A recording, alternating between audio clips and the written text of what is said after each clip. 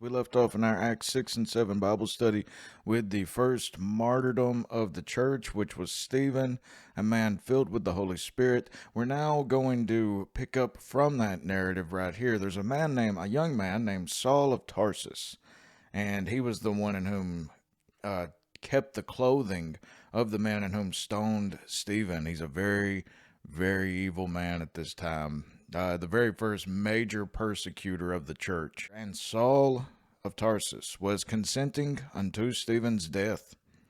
And at that time there was a great persecution against the church which was at Jerusalem, and they were all scattered abroad throughout the regions of Judea and Samaria, except the apostles. The apostles stayed mainly in Jerusalem. Saul was consenting unto Stephen's death, in essence, approving of all that was done. St. Paul, in whom, if you don't know, Saul of Tarsus, this very same Saul, becomes the Apostle Paul after his conversion. St. Paul says of himself in Acts 22:20, "When the blood of thy martyr Stephen was shed, I also was standing by and consenting unto his death."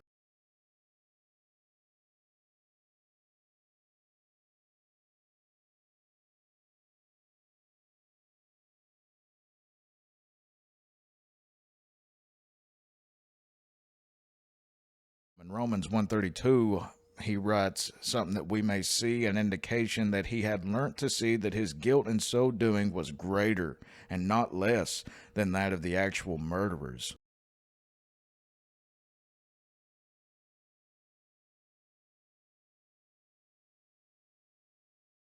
The multitude of believers, at least as many as could flee, which was allowed, or rather commanded in Matthew 10, when they were persecuted in one city to flee into another. That's what they're commanded to do.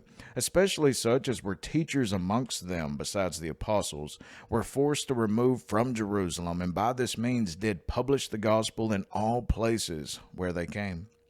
So that what was intended for the hindrance, God did overrule towards the furtherance of the gospel. The Lord can do anything. And devout men carried Stephen to his burial and made great lamentation over him. As for Saul, he made havoc of the church, entering into every house and hauling men and women, committed them to prison. Therefore, they that were scattered abroad went everywhere preaching the word.